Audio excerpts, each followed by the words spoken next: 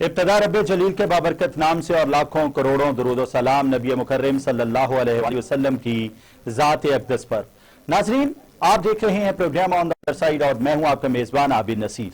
आपने अपने किसी दोस्त से सुना होगा कि वो आज़रबाईजान में सैरो तफरी की गर्ज से गया हुआ है, और आपने ये भी सुना होगा कि आर्मीनिया अपने लैंडस्केप की वजह से बड़ा मशहूर है।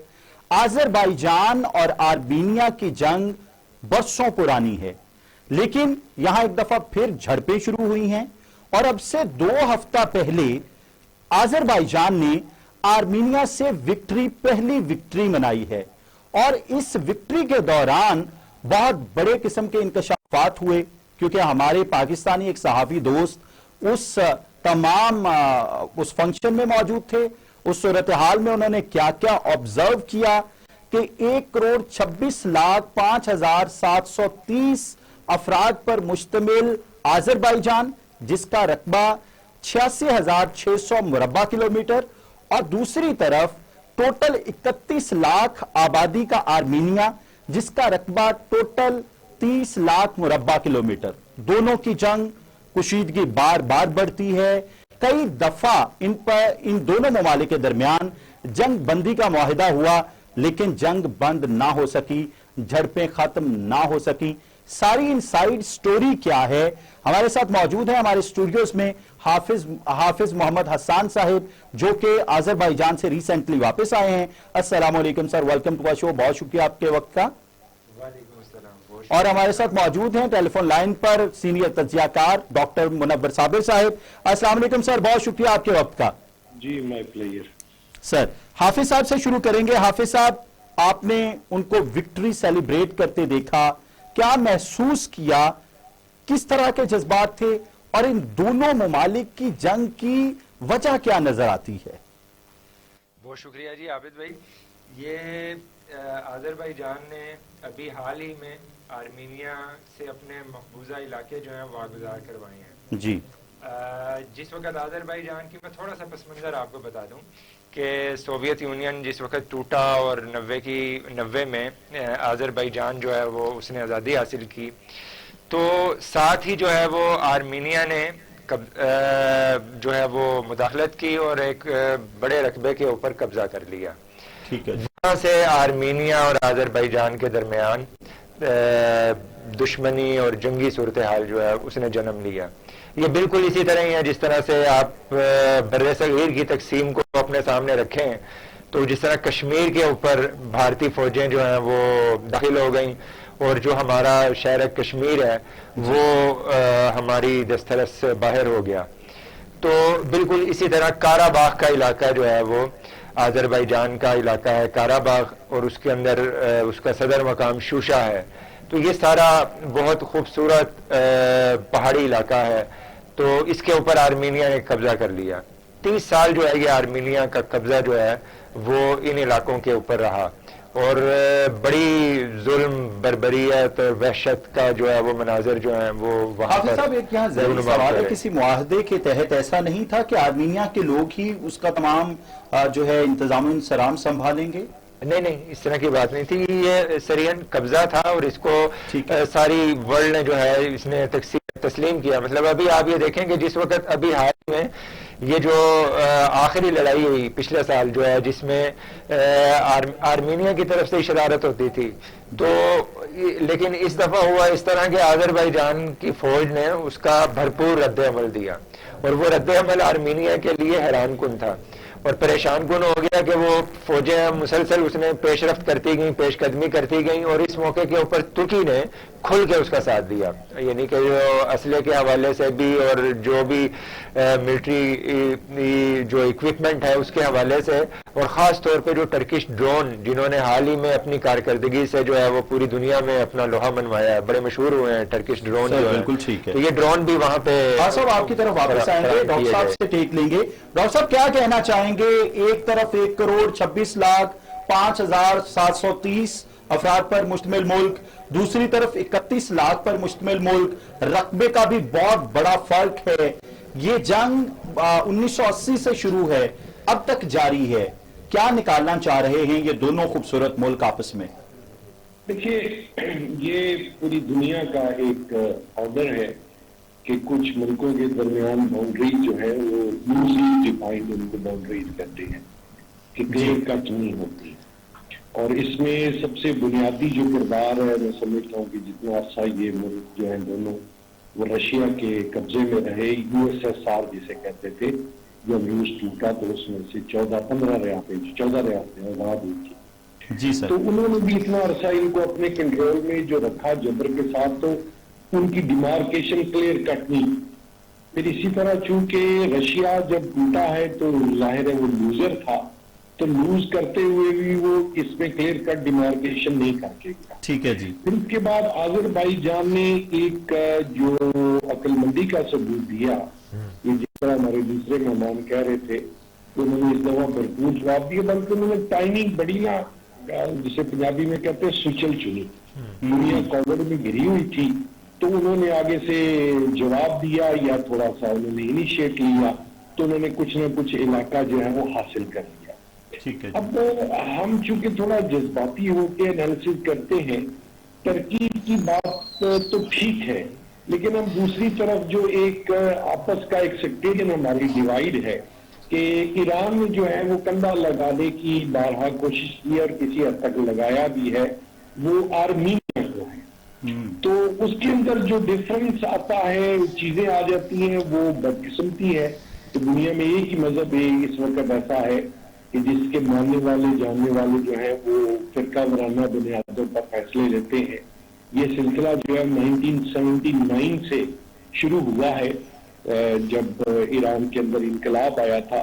تو ایک کولڈ وار ہے مسلمانوں کی دنیا میں, جسے آپ ایک سعودی بلاک کہتے ہیں اور ایک ایرانی بلاک کہتے ہیں. ٹھیک ہے سر. اسی قسم کی حماقت کا شکار ہم یمن میں بھی ہیں, مسلمان جو ہیں, سیریا کے اندر بھی یہ شیعہ سنی سیکٹ جو ہے وہ اجاگر ہوتا ہے. ترکی نے نو ڈاؤٹ ایک دلیرانہ قدم اٹھایا اور وہ آگے بڑھا, لیکن کیا ہی اچھا ہوتا کہ اگر دوسری طرف سے جو ہے وہ ایران جو ہے وہ بھی ایک براڈر پرسپیکٹو میں سوچتا اور اپنا رول پلے کرتا. تو اس سر ایران اور آذربائیجان کی بھی آپس میں کوئی کشیدگی رہتی ہے, اس کی کیا وجہ ہے؟ کس کی سر؟ آذربائیجان اور ایران. وہ سر اب میں نے بین سطور کہہ دیا ہے, اتنا میں شخصی حدیث لگتا ہوں. سیکٹیرین وہ وجہ جو ہے, جو سیکٹیرین ہے, اس کی مثال انڈائریکٹلی میں آپ کو یوں دے سکتا ہوں کہ یمن کے اندر جو لوگ ایک ملیٹنٹ ایفرٹ کر رہے ہیں, ان کی ساری جو سپورٹ جو ہے وہ ایران سے آتی ہے, ورنہ وہ ایشو جو ہے وہ کبھی بھی پیدا نہ ہو. تو یہاں پر بھی اب ایران کے ساتھ چونکہ بارڈر لگتا ہے آرمینیا کا, تو وہ جس طرح کا رول انہیں پلے کرنا چاہیے تھا, میں اس کو یوں بھی کہہ سکتا ہوں کہ جس طرح کا رول ترکی نے پلے کیا, اگر اس کے اندر دو مسلمان ممالک بھی کو سپورٹ دیتے یا ایک نیوٹرل ہو کے بھی کہ یہ آرمینیا جو ہے وہ تھوڑا زیادتی کرتا ہے اور علاقہ جو ہے وہ آذربائیجان کا ہے, تو اس ساری جنگ کا نقشہ جو ہے وہ بالکل مختلف ہو سکتا ہے. سر بالکل ٹھیک ہے. حافظ صاحب کی طرف آتے ہیں. حافظ صاحب اس میں ایک اور آپ کو ذہن میں رکھنے کی ہے کہ امریکن لابی یا ویسٹرن لابی جو ہے وہ جہاں کہیں بھی دنیا میں رفٹ آئے, ڈسپیوٹ آئے, کانفلکٹ آئے, تو وہ مسلمانوں کی مخالفت بلا روک ٹوک اور بڑا واضح طور پہ کرتے ہیں. مثال کے طور پہ دنیا میں پچھلی 2 دہائیوں میں جو آزادی ملی ہے وہ ایسٹ نمبر کا ایک علاقہ ہے اور دوسرا علاقہ جو ہے وہ ساؤتھ سوڈان کا ہے. تو وہ چونکہ آزادی یا علیحدگی مانگ رہے تھے مسلمان میجورٹی سے, تو ان کو فوراً مل گئی, لیکن جب مسلمانوں کی باری آتی ہے تو ویسٹ جو ہے اس معاملے میں بہت. سر بڑی خوبصورت بات کی. حافظ صاحب کی طرف چلوں گا. حافظ صاحب, آرمینیا کو پورا یورپ جو ہے وہ بیک اپ کر رہا ہے, اس کا ساتھ دے رہا ہے, جبکہ جو آذربائیجان ہے اس کو اسلامی ممالک اتنا بیک اپ نہیں کرتے, اتنا ساتھ نہیں دیتے, جس طرح ڈاکٹر صاحب نے بڑا خوبصورت پوائنٹ اٹھایا. آپ کے خیال میں اس میں آذربائیجان کی سفارتکاری کی وجہ ہے یا کوئی اور وجہ ہے؟ نہیں, اس میں تھوڑا سا اور اس کے پس منظر میں آپ کو یہ بھی بتا دوں کہ آذربائیجان کو ترکی کے ساتھ ساتھ پاکستان نے بھی بہت سپورٹ کیا, اور پاکستان نے اپنا پاکستان اور آذربائیجان کے درمیان جو سفارتی تعلقات ہیں وہ بہت مضبوط ہیں. اور آپ حیران ہوں گے یہ سن کے کہ پاکستان پوری دنیا میں وہ واحد ملک ہے کہ جس نے آرمینیا کو تسلیم ہی نہیں کیا ہوا. واو. تو اس لیے صرف اس بات پہ جو ہے وہ آذربائیجان تو باری نیارے ہیں پاکستان کے, اور پاکستان یعنی کہ بڑی خوشی کا احساس ہوتا ہے کہ دنیا میں اس ملک میں دیکھنا کہ جہاں پاکستان کی بہت عزت ہو اور پاکستانیوں کو بہت ویلکم کیا جاتا ہو. آذربائیجان ان میں سے ایک ہے. ترکی کے اندر بھی میرا جانے کا اتفاق ہوا, تو ترکی میں بھی عام لوگوں میں پاکستان کے حوالے سے بہت اچھے محبت بھرے جذبات ہوتے ہیں, لوگ ویلکم کرتے ہیں پاکستان کو.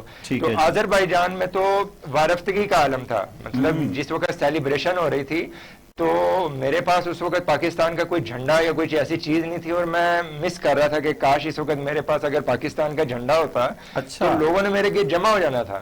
تو اسی اثنا میں کیسپین سی کے کنارے جو ہے وہ ایک خاتون جو ہے اپنے 2 بچوں کے ساتھ جو ہے وہ سیلیبریشن میں موجود تھیں اور وہ گزر رہی تھیں. جی. اچھا, ان بچوں نے اور خاتون نے پاکستان کا جھنڈا پکڑا ہوا ہے اور آذربائیجان کا جھنڈا پکڑا ہوا ہے.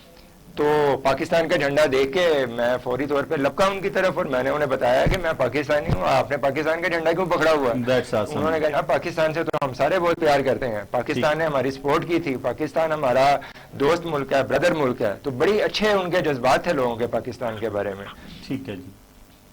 اچھا ڈاکٹر صاحب, آپ فرمائیے گا کہ اگر آذربائیجان اور ترکی اور پھر پاکستان اور ترکی ان تینوں ممالک کے تعلقات پر نظر ڈالی جائے تو آپ کے خیال میں ان تینوں ممالک کو آپس میں مل کے باقی تمام اسلامک ممالک سے جو اتحاد ہے وہ جوڑنا چاہیے, ایک بڑی مضبوط بیلٹ بنانی چاہیے, مضبوط اتحاد ہونا چاہیے جس طرح باقی سارے ممالک بنا رہے ہیں؟ سوال آپ کا سمجھ گیا, میری گزارش سنیے گا. گزارش یہ ہے کہ انٹرنیشنلی ہوتا یہ ہے, جس طرح میں نے پہلے امریکہ کا ذکر کیا, جو پاکستان ایک منی پاور ہے, میجر پاور نہیں ہے, ظاہر ہے اس کا ایک اپنا ہاتھ رکھتا ہے. ترکی کا بھی ایک چلے میڈیم رینک کی وہ ایک پاور ہے. تو جو میڈیم رینک کی پاور ہے وہ ایک حد تک عمل دخل دکھاتی ہے. اس کے بعد جو ہے نا پھر معاملہ وہ جو امریکہ جیسی سپر پاور, ان کی خارجہ پالیسی مثال کے طور پہ اس ایشو پہ چائنیز میں کوئی ہر جگہ وہ نہ اپنی ٹانگ پھنساتے ہیں, نہ بیان دیتے ہیں, نہ حصہ ڈالتے ہیں, لیکن امریکنز یہ جو ہے وہ کرتے ہیں.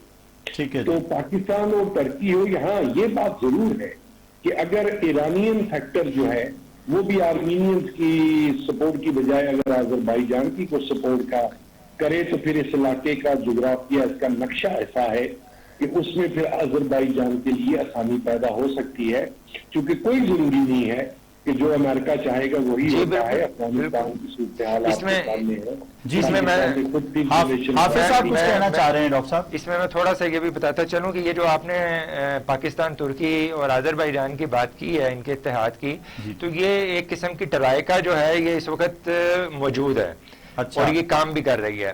اور پاکستان ریاستی سطح پر ان تینوں ممالک کے درمیان اس وقت بہت اچھی انڈرسٹینڈنگ پائی جاتی ہے, اور اسی انڈرسٹینڈنگ کو لے کے حال ہی میں سوری فار انٹرپشن کہ یہ تینوں ممالک مل کے باقی جو اسلامک ممالک ہیں یا جہاں پاکستانی میجورٹی ہے, مسلمان میجورٹی ہے, ان کو کیوں نہیں ساتھ میں لا لیتے؟ ایک مضبوط اتحاد کیوں نہیں جنم لے رہا؟ وہ آپ جس طرح سے وہ ابھی ڈاکٹر صاحب بھی بتا رہے تھے کہ ہم ذرا زیادہ جذباتی ہو جاتے ہیں, تو یہ خواہشات اور توقعات تو بہت اچھی ہیں, لیکن ظاہر ہے کہ دنیا کے اندر جو ہے وہ سفارتکاری اور یہ گراؤنڈ ریالٹیز, ان ساری چیزوں کو مد نظر دیکھتے ہوئے قدم بڑھانا ہوتا ہے. تو اس وقت یہ جو میں عرض کروں کہ یہ جو ٹرائیکا ہے یہ ایگزسٹ کر رہی ہے. انہوں نے حال ہی میں تینوں ریاستوں نے مل کے آپس میں بہت سی چیزوں میں اکٹھے ہو کے کام کر رہے ہیں. ابھی جو ہے تینوں ممالک کے وزرائے خارجہ جو ہیں وہ بھی آپس میں ملے اور ان کے درمیان بھی ایک کانفرنس ہوئی, اور اس سے پہلے جو ہے وہ تینوں ممالک کے جو اسمبلی کے سپیکرز ہیں وہ آپس میں ملے باکو کے اندر جو ہے آذربائیجان میں. اسی ٹرائیکا کی جو ہے وہ تینوں ممالک کے سپیکرز کانفرنس ہوئی, تو پارلیمنٹیرینز اکٹھے ہوئے اور یہ تینوں ممالک کے سپیکرز نے جو ہے وہ آپس میں جو ہے تبادلہ خیال کیا. تو اور فوجی حوالے سے بھی, عسکری حوالے سے بھی تینوں ممالک کے درمیان آپس میں کچھ سمجھوتے اور آپس میں فوجی یہ چیزیں چل رہی ہیں. تو اور اس وقت عوامی سطح پر بھی یہ جو ہے وہ ریفلیکٹ کر رہی ہے یہ چیز, اور لوگ پاکستان میں ذرا کم تھا رجحان لوگوں کو آذربائیجان کے حوالے سے اتنی معلومات نہیں تھیں، آذربائیجان کے بارے میں زیادہ نہیں جانتے تھے، اب جاننا شروع ہو گئے ہیں۔ اور آذربائیجان کے اندر پاکستان کی بہت عزت ہے، اور ترکی، پاکستان، آذربائیجان یہ اس وقت بالکل ٹرائی کا موجود ہے اور یہ آگے بڑھ رہی ہیں۔ جہاں تک ایران کا معاملہ ہے نا، ٹھیک ہے جی، اس کو تھوڑا سا سمجھ لیں کہ ایران میں معاملہ یہ ہے کہ آذربائیجان میں کے جو آذری جو لوگ ہیں، نسل کے جو لوگ ہیں، جی جی، دیکھیں دلچسپ بات یہ ہے کہ فرقہ دونوں کا ایک ہے، ایران اور آذربائیجان کے جو لوگ ہیں وہ ایک ہی مسلک اور فرقے سے تعلق رکھتے ہیں، صحیح جی، لیکن جو دوسرے فرقے کا ملک ہے ترکی، وہ آذربائیجان کی سپورٹ کر رہا ہے، اور ایران جو ہے وہ اپنے ہم فرقہ ملک اور مسلم ملک کی سپورٹ کی بجائے وہ آرمینیا کی سپورٹ کرتا رہا۔ اس کی بنیادی وجہ یہ ہے کہ یہ نسلی حوالے سے ایران کو ذرا کچھ تحفظات ہیں کہ آذربائیجان کی بہت بڑی آبادی جو ہے وہ ایران کے اندر موجود ہے، اور اس جگہ مطلب بہت بڑا ایریا، خود آذربائیجان کی آبادی سے زیادہ آبادی ایران کے اندر موجود ہے۔ اچھا، تو ایران کو ذرا اس حوالے سے تحفظات ہیں کہ اگر آذربائیجان مضبوط ہوتا ہے تو کہیں یہ پھر جو ہے وہ الگ سے کوئی یہ میرے کچھ حصے بھی ایران کے بھی حصے جو ہیں وہ علیحدہ نہ ہو ڈاکٹر جائیں۔ صاحب یہ بڑا اچھا پوائنٹ اٹھایا حافظ صاحب نے، آپ کیا فرمائیں گے اس حوالے سے؟ دیکھیے یہ جو ان کا پوائنٹ ہے یہ بڑا ریلیڈ ہے، کیونکہ اسی قسم کی صورتحال جو ہے نا، ایران کا نارتھ ہوتا ہے، پھر ادھر ترکی کا حصہ آ جاتا ہے عراق کا، تو وہاں سے کردستان کی تحریک اٹھتی ہے، جی، وہ کرد بھی علیحدگی کا مطالبہ کرتے ہیں، اور اس میں پھر ٹرکی کو بھی خطرہ ہوتا ہے اور عراق کو بھی خطرہ ہوتا ہے۔ تو یہ بات کسی حد تک ٹھیک ہے، لیکن اگر تھوڑا براڈر پرسپیکٹو میں وہ دیکھیں، جسے آپ یونٹی ان ڈائیورسٹی کہتے ہیں، کہ بہرحال وہ آپ ہی کے لوگ ہیں، اور آپ یہ سمجھتے ہیں کہ اگر وہ آپ کے ہاں آ کے آپ کے ہاں کوئی امامت کا کانسیپٹ ہے، یہ طرز حکومت کا کچھ سیٹ اپ ہے، اگر وہ اس کے لیے خطرہ بن سکتے ہیں تو اس طرح کی سوچ سے ذرا بالا ہو کے سوچنا ہوگا، یہی کہا جا سکتا ہے۔ ٹھیک ہے۔ اچھا سر، آذربائیجان میں جو تیل ہے، پیٹرول ہے، بہت بڑی تعداد میں نکلتا ہے، تو پاکستان کو اس کی کوئی سپورٹ نہیں ہوتی، پاکستان کس طرح سے اس کے ساتھ تعلقات بڑھا کے، آپ صاحب یہ سوال میں آپ کی طرف بھی لے کے آنا چاہوں گا، تو کیوں نہیں آذربائیجان پاکستان کو کوئی سپورٹ کرتا؟ پاکستان سپورٹ کرے، ظاہر ہے مہنگا تیل دنیا سے خرید رہا ہے، وہاں کا اچھا تیل ہے، تو پاکستان آذربائیجان سے کوئی کانٹیکٹ کیوں نہیں کر لیتا؟ یہ میرے سے سوال ہے؟ جی جی ڈاکٹر صاحب، دیکھیے بہت ہی فنی اور بڑا عام سوال آپ نے ڈالا کہ آپ تو ادھر جا رہے ہیں نا، اب تو ہماری ایران کے ساتھ ریلیشن جب سے چین کا ان سے رابطہ ہوا ہے تو ٹھیک ہے، اور ہمیں دنیا کا اگر ہم روٹ بھی دیکھیں تو سستا روٹ جو ہے وہ تیل کا جو ہے وہ ایران سے میسر ہو سکتا ہے۔ لیکن مسلمان دنیا جو ہے نا، پاکستان کے برعکس پاکستان میں ایک رائے پائی جاتی ہے، کہیں پر بھی مسلمان ہم تو نعرہ لگانا فرض سمجھتے ہیں، تو انٹرنیشنل جو ایکٹرز ہیں ان کا رول اور انٹرنیشنل مارکیٹ سے حساب سے ہی چلتے ہیں۔ مثال کے طور پہ اس وقت تیل کا جو بھاؤ ہو چکا ہے، پاکستان اگر ڈائریکٹ ایران کے ساتھ کر لے، آپ تو ابھی آذربائیجان کی طرف جا رہے ہیں نا، جہاں تک ہماری ڈائریکٹ پائپ لائن میں کئی رکاوٹیں آ سکتی ہیں، تو آپ ایران سے ڈائریکٹ پائپ لائن ہی آج تک بچھا سکے کہ جہاں سے آپ کو انٹرنیشنل مارکیٹ کے مقابلے میں چلے ٹرانسپورٹیشن کاسٹ ہی نکلتی رہے۔ تو مسلم دنیا یا مسلم امہ جو ہے نا، اس کے بڑے خوبصورت اور عجیب و غریب المیے ہیں، یہ فی الحال ابھی انہی کے اندر الجھے رہتے ہیں، اور یہ باتیں میرا آپ جیسا بندہ عام کر سکتا ہے کہ یار یہ آپس میں مل کیوں جاتے، یہ کل کی جی جی جی۔ اچھا، اس میں جو انا کا مسئلہ ایک بات ایڈ کر دوں جی جی، کہ جو کیسپین سی کا علاقہ ہے نا، اس کو فیوچر پرشین گلف بھی کہتے ہیں، اور یہ اس کے اندر میں آپ کو ایک نا اس کی کانفلکٹ کی اور پیشگوئی کر دوں کہ کیسپین سی جو ہے نا وہ گریجولی ڈرائی ہو رہا ہے، یعنی خشک ہو رہا ہے، وہ ایک بنیادی طور پہ ایک جھیل ہے، تو جھیل کو فیڈ کرنے والا جو دریا ہے چونکہ وہ تقریباً خشک ہو چکا ہے، تو اس وجہ سے مستقبل میں ان میں رشیا بھی ہے، ایران بھی ہے، آذربائیجان بھی ہے، ان لوگوں کے درمیان یہ ڈسپیوٹ آلریڈی رائز ہو چکا ہے کہ کل کلاں کو انہوں نے کیسپین سی کی آپس میں ڈویژن کیسے کر۔ جی حافظ صاحب آپ کی طرف آؤں گا، ڈاکٹر صاحب کا یہ پوائنٹ بڑا ویلڈ ہے، کیا یہ خطرہ منڈلا رہا ہے اور جو ان کی ظاہر ہے پیشین انہوں نے جو اس حوالے سے پیشین گوئی کی ہے تو اس کی گراؤنڈ ریالٹی جو ہے وہ موجود ہے.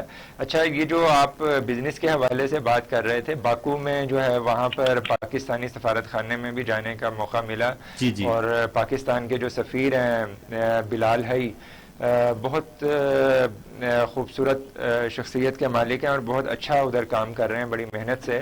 تو ان کا بھی یہی کہنا تھا کہ وہ ویلکم کر رہے ہیں پاکستانی جو ٹریڈرز ہیں، سرمایہ دار ہیں اور مختلف جو سرمایہ کاری کرنا چاہتے ہیں آپس میں دونوں ملکوں کے درمیان تجارت کو فروغ دینے کے حوالے سے.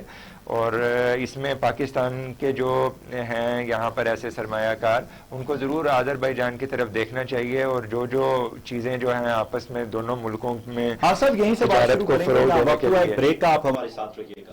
رہے تھے حافظ محمد حسان صاحب سے، اور حسان صاحب ہمیں بتا رہے تھے کہ 8 ماہ میں ریکارڈ 8 ماہ میں ان کا ایک ایئرپورٹ مکمل ہونے جا رہا ہے. مطلب 8 ماہ میں اتنی ڈیولپمنٹ ہو چکی ہے جو کسی ڈیولپڈ کنٹری میں بھی ایسا نہیں ہوتا. صاحب کیسا جذبہ دیکھا ان لوگوں میں؟ آپ بتا رہے تھے کوئی مزدور بھی اس جوش اور جذبے سے کام کر رہے ہیں کہ وہ واقعی قابل ستائش ہے. اصل میں دیکھیں، ایک ملک نے جب ایک جنگ جیتی ہوئی ہو نا تو وہ جیتنے کا اپنا ایک جوش اور جذبہ اور ولولہ ہوتا ہے. تو یہ اس وقت پوری آذربائیجان کی قوم کے اندر جو ہے نا وہ اسی طرح کا جوش جذبہ ولولہ جو ہے وہ دیکھنے کو ملتا ہے.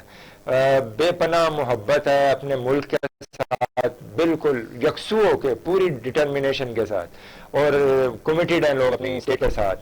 اور اس کے ابھی انہوں نے جب جنگ جیتی ہے تو 1 سال مکمل ہوا ہے، وکٹری سیلیبریشن ہوئی ہے. تو فضولی ایک مقام ہے جہاں سے کارا باغ کا علاقہ شروع ہوتا ہے. یہ اصل میں کارا باغ کو آپ سمجھنے کے لیے، میں یہاں پہ جو ہماری پاکستانی آڈینس ہے، کہ جس طرح سے ہم کشمیر کو دیکھتے ہیں اور سوچتے ہیں، تو یہ بالکل آپ سمجھیں کہ انہوں نے کشمیر فتح کر لیا، انہوں نے اپنا کشمیر فتح کر لیا. تو کارا باغ جو ہے وہ کشمیر کا جس طرح کا علاقہ تھا، تو اس کے آغاز میں یہ فضولی ایک مقام ہے.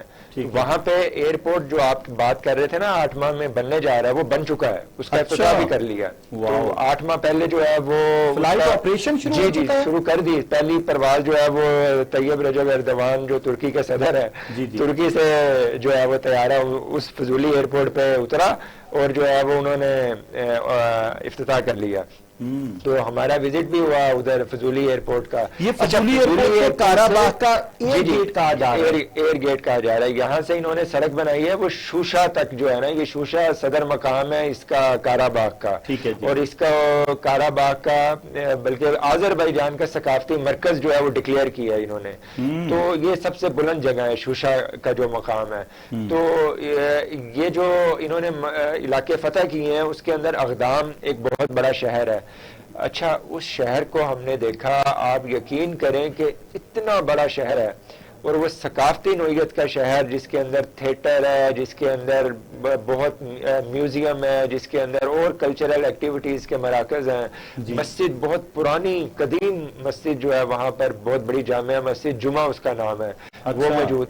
اچھا وہ پورا شہر کھنڈر میں تبدیل ہوا ہے. ایک مکان بھی جو ہے، ایک جو ہے عمارت بھی جو ہے وہ سلامت نہیں ہے، سب کھنڈر کا بالکل. ہوا کب ہے؟ یہ وہیں آرمینیا کا جب قبضہ تھا وہاں پہ، آرمینیا نے اس پورے شہروں کے شہر اجاڑ دیا. تب سے اب تک ریہیبلیٹیشن نہیں ہو سکی نا. تو وہ آرمینیا نے بالکل جو ہے نا ان کی تہذیب اور ثقافت کو کھرچ ڈالا ہے.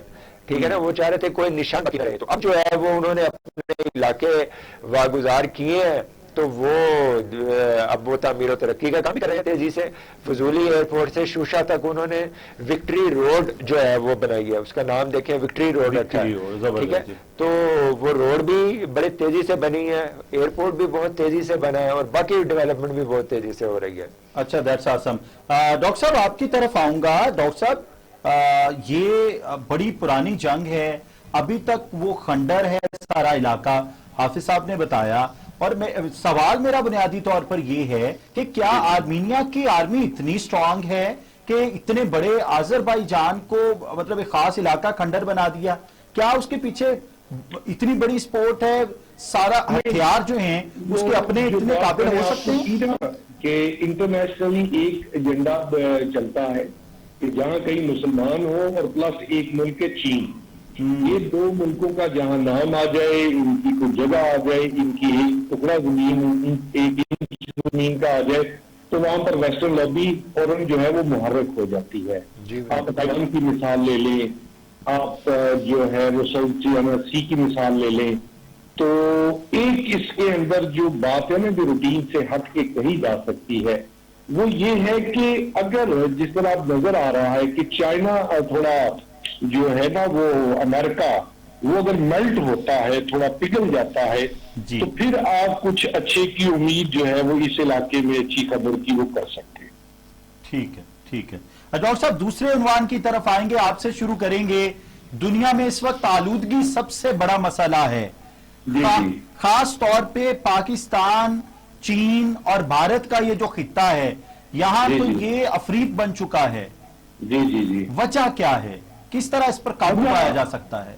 वजह बड़ी सिंपल है जी, सोचने की बात है कि ये जो खित्ता है ना, ये दुनिया का सबसे ज्यादा सालाना आबादी वाला इलाका है। ये बड़ी बुनियादी बात है। ठीक है जी। मिसाल के तौर पे पाकिस्तान की आबादी सालाना 50 लाख बढ़ती है, भारत की आबादी 1,70,00,000 बढ़ती है, बांग्लादेश की आबादी भी जो है 30 लाख के करीब जो है सालाना उसमें इजाफा होता है। ठीक है जी। जो इंटरनेशनल एक्सपर्ट्स हैं वो हमारे इस खित्ते को, हमारे इस इलाके को आप कह लें कि वो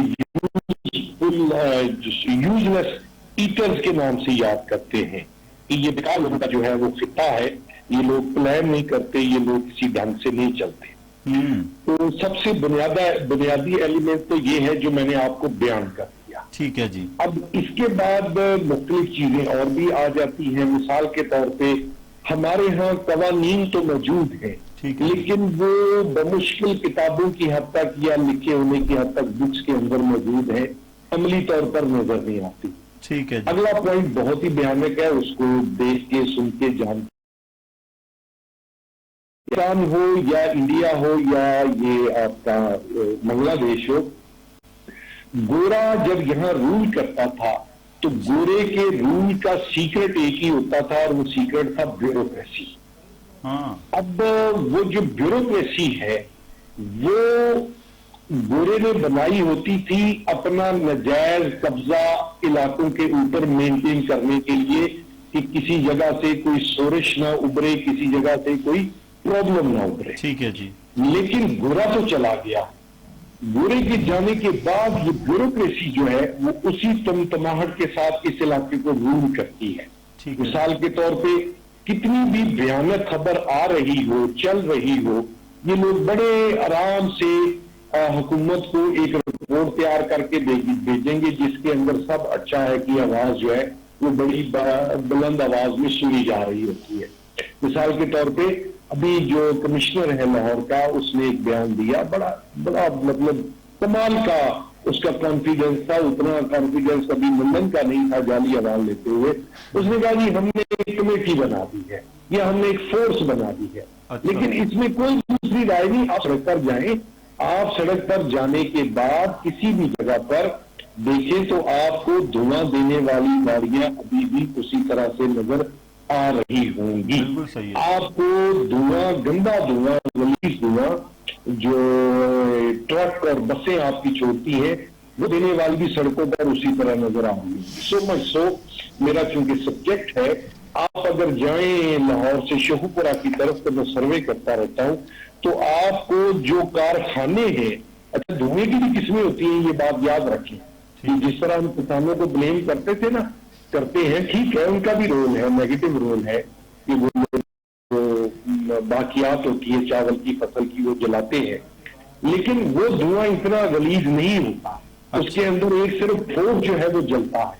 ठीक है। असल गलीज धुआं उस वक्त पैदा होता है जब आप टायर एनर्जी के तौर पे जलाते हैं फैक्ट्रियों के अंदर। ठीक है जी। गंदी क्वालिटी का कोयला जब आप जलाते हैं तो वो सारे कारखाने उसी तरह चल रहे हैं।